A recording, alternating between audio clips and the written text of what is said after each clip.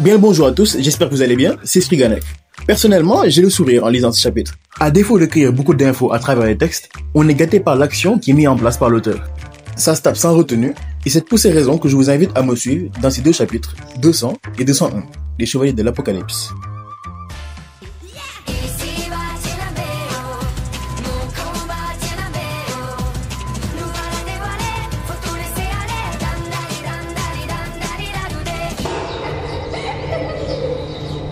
On ne va pas perdre de temps. Perceval et Lancelot non plus ne vont pas en perdre. Le fait de se jeter comme ça, sans aucune hésitation sur l'adversaire, montre à quel point ce sont des garçons francs et guerriers. Mais il n'y a pas de quoi s'inquiéter quand tu as une Gawain derrière. Alors que Berthollet se débarrasse de Gozer, il nous fait la démonstration de son épée qui tue en un coup qu'il dise. Vu l'ampleur des dégâts, il y a franchement de quoi s'inquiéter. Moi, c'est la personne la plus dangereuse car à chaque coup qu'il donne, quelque chose est détruit. Éviter son sabre est donc vital. Il s'est déjà débarrassé d'un péché capital, Gozer.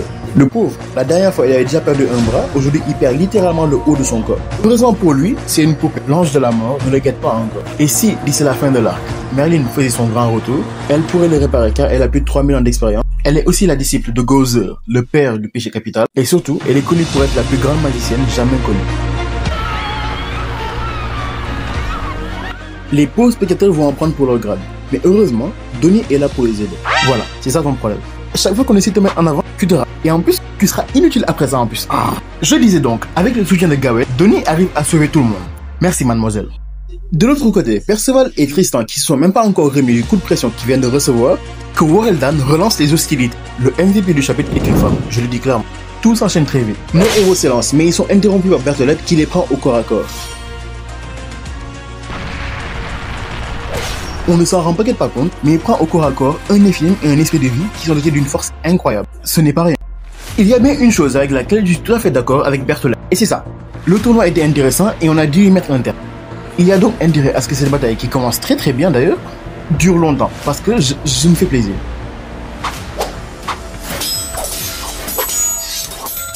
La chorégraphie de leur échange est super intéressante. On voit bien le mouvement, on ressent l'impact des coups. Je suis pressé de voir comment ils vont animer ça. Et il serait peut-être temps pour les autres de s'activer un peu. Ma case préférée, c'est lorsqu'ils présentent les trois personnages en mouvement, les uns à la suite de l'autre. Encore une fois, ce genre d'action en animé, ça pourrait passer beaucoup trop bien en fait. Et ce sont les mouvements comme ça qui nous font vibrer. Dans le stade 1, Tristan et Perceval ne font clairement pas le poids face à lui. Ça se voit quand il fait aucun effort pour les maintenir. En plus, comme des enfants. La mort et la maladie passent au niveau suivant et font de lourds dégâts à Berthollet, allant jusqu'à lui arracher le bras. La violence a son paroxysme. Et ce n'est pas fini. Parce que lorsque Wareldan tente d'aider son camarade, la sécheresse apparaît de nulle part et lui fait des soins du visage à sa façon. Et ça, c'est juste avant de lui envoyer son meilleur penalty.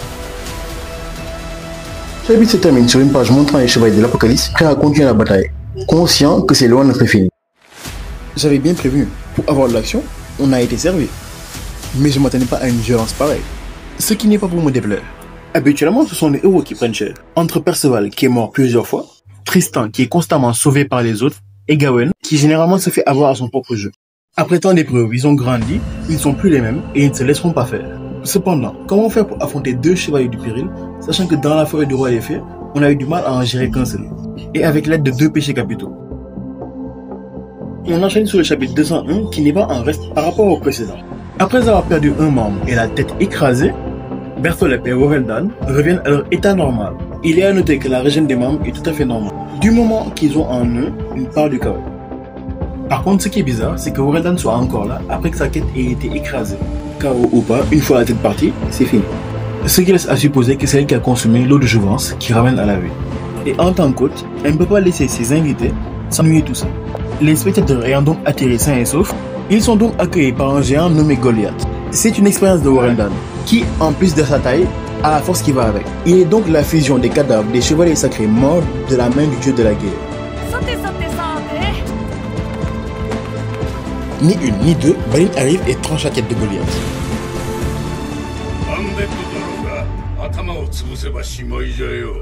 Ah, ça aurait été plus rapide que je pensais. Dommage pour les autres, car ce monstre me paraissait plus intéressant que ça. Mais, parce qu'il y a un mais, j'ai oublié deux choses à son sujet. Premièrement, il envoie des lasers, ce qui est cool. Et deuxièmement, il est immortel. Enfin, pas immortel, mais plus avec un décompte sur le nombre de vies qui lui reste. Maintenant, grâce à Wareldan, on sait que l'eau de vie peut être partagée. Avec combien de personnes, on ne sait pas encore. Mais si j'ai bien compris, seule la première personne ayant consommé cette eau bénéficiera de tous les avantages. Nous arrivons au moment épique, car évidemment, Perceval ne pouvant rester les bras croisés, il s'élance et tranche Wareldan en 3 pas, tout en affirmant être capable de pouvoir se débarrasser des 2 chevaliers du péril, puis aller sauver ses camarades. Ses propos seraient presque aussi touchants que ceux de Naruto face à Obito. Malheureusement pour lui et ses camarades, 2 autres menaces font leur apparition. Alors déjà que 2, c'était compliqué, 4, c'est quasiment impossible. Les 4 chevaliers du péril sont maintenant réunis et ils sont bien déterminés à éliminer tout espoir pour les autres races.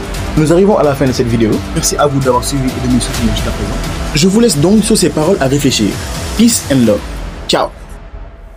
Je ne laisserai jamais mes compagnons se faire exterminer. Ce sont pourtant tes propres mots. Et maintenant, regarde autour de toi et répète-les pour voir.